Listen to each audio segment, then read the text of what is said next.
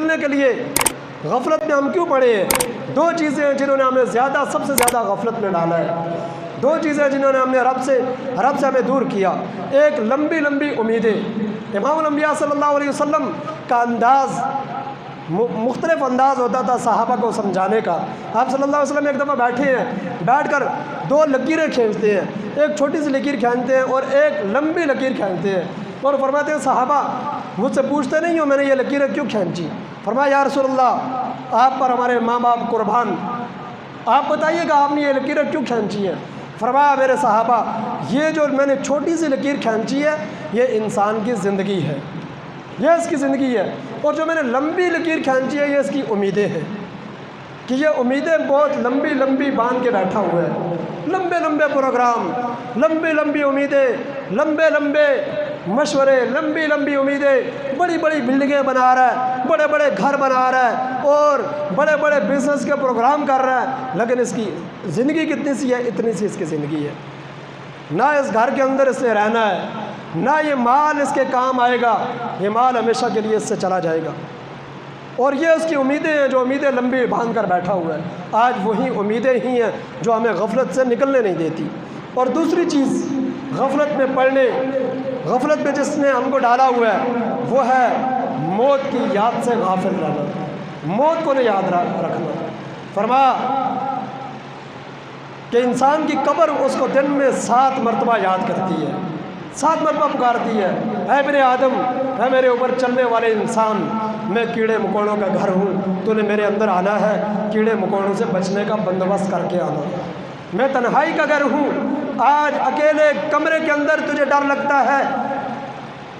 تیرے رشتہ دار، تیرے گھر والے، تیرے قریب، تیرے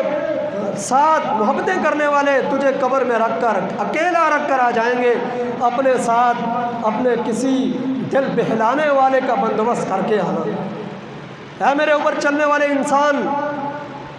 میں اندھیرے کا گھر ہوں، میرے اندر اندھیرا ہی اندھیرا ہے، میرے اندر آنے سے پہلے روشنی کا بندوبست کر کے آنا۔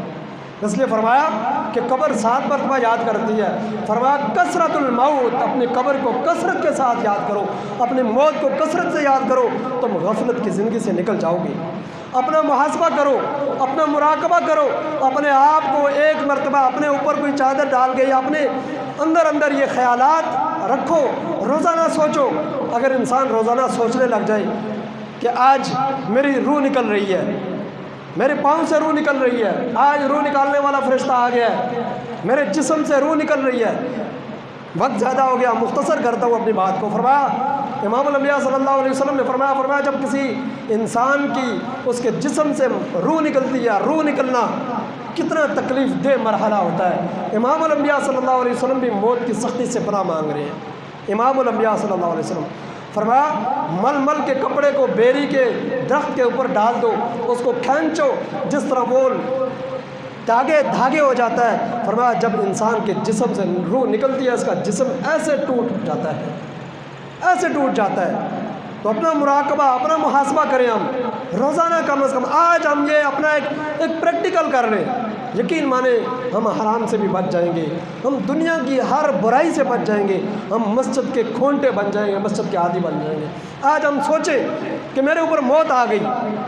ابھی موت کا فرشتہ آ گیا اور مجھے لے کے جا رہا ہے، میری روح کو لے کے جا رہا ہے، مجھے غسل دیا جا رہا ہے، اس کے بعد مجھے کفن پہنایا جا رہا ہے، مجھے اٹھا کے لے کے جایا جا رہا ہے، میرا جنازہ پڑھا جا رہا ہے، مجھے قبر کے اندر رکھا جا رہا ہے، میرے اوپر تختے ڈالے جا رہے ہیں، میرے اوپر مٹی ڈالی جا رہی ہے، مجھے اکیلا چھوڑ کے جا رہے ہیں سارے وہ رشتہ دار، وہ گھر والے جن کے ساتھ میں بیٹھا ہوا تھا، جن کے ساتھ میں ہنسی مذاق کر رہا تھا، جن کے لیے میں دنیا میں کمائی کر رہا تھا، جن کے لیے میں دنیا کو سب کچھ بنا کر بیٹھا ہوا تھا، آج سب نے مجھے چھوڑ دیا، میں اکیلا قبر میں جا رہا ہوں۔ اور پھر قبر کے اندر 2 فرشتے آ رہے ہیں، منکر نکیر آ کر مجھ سے سوال کرتے ہیں مر ربو کا، اے ابن آدم بتا تیرا رب کون ہے؟ میں کیا جواب دوں گا اللہ کو؟ جواب کس کو آئے گا؟ جس سے ساری زندگی دنیا دنیا دنیا دنیا دنیا کی، اس کو رب کہاں سے یاد آئے گا؟ قبر کے اندر رب اسی کو یاد آئے گا جس نے رب کو یاد کیا۔ جس کو رمضان میں بھی رب یاد نہ رہا، اس کو قبر میں رب کہاں سے یاد رہے گا؟ کہے گا لا ادری، مجھے نہیں پتا میرا رب کون ہے۔ فرمایا ایک حدیث کے اندر آتا ہے کہ اس کے اس جواب پر فرشتے اس کو ماریں گے اور یہ 60 ہاتھ زمین میں دھنس جائے گا۔ اور فرمایا اس کے بعد امام الانبیاء صلی اللہ علیہ وسلم کی ایک شبیہ اس کے سامنے لائی جائے گی اور پوچھا جائے گا کہ اس ہستی کے بارے میں تیرا کیا خیال ہے، یہ کون ہے جس نے ساری زندگی امام الانبیاء صلی اللہ علیہ وسلم کی سنتوں کے جنازے نکالے، جس نے ساری زندگی امام الانبیاء صلی اللہ علیہ وسلم کا ایک فرمان بھی نہ مانا، وہ قبر میں کیا جواب دے گا؟ پوچھا جائے گا من ربک من دینک من نبیک، تیرا دین کیا تھا، تیرا کیا دین تھا، تیرا مذہب کیا تھا؟ جس نے زندگی ساری کافروں والی گزاری، غیروں والی گزاری، جس نے ساری زندگی کے اندر جسے پتہ ہی نہیں میرے نبی کے کھانے کا طریقہ کیا تھا، میرے نبی کے پینے کا طریقہ کیا تھا، میرے نبی کے سونے کا طریقہ کیا تھا، میرے نبی کے اخلاق کیسے تھے، میرے نبی کے گھر والوں کے ساتھ کیسے اخلاق تھے، میرے نبی اپنی بیویوں کے ساتھ کیسے رہتے تھے، میرے نبی اپنی اولاد کی تربیت کیسے کرتے تھے، میرے نبی چلتے کیسے تھے، میرے نبی مسجد میں کیسے آتے تھے، میرے نبی نماز کیسے پڑھتے تھے، جس نے زندگی میں ساری زندگی نہیں پہچانا، غور کیجیے، جانیے کیا ہم قبر میں یہ جواب دے سکیں گے کہ یہ ہمارے نبی ہیں؟ تو اس لیے میرے بھائیو دوستوں بزرگوں، موت کو کثرت سے یاد رکھیں اور زندگی کو اتنا ہی مختصر کریں جتنی ہماری زندگی ہے، جتنی ہم نے گزارنی ہے، اس سے زیادہ زندگی کے لیے جد و جہد نہ کریں، آخرت کے لیے اتنی جد و جہد کریں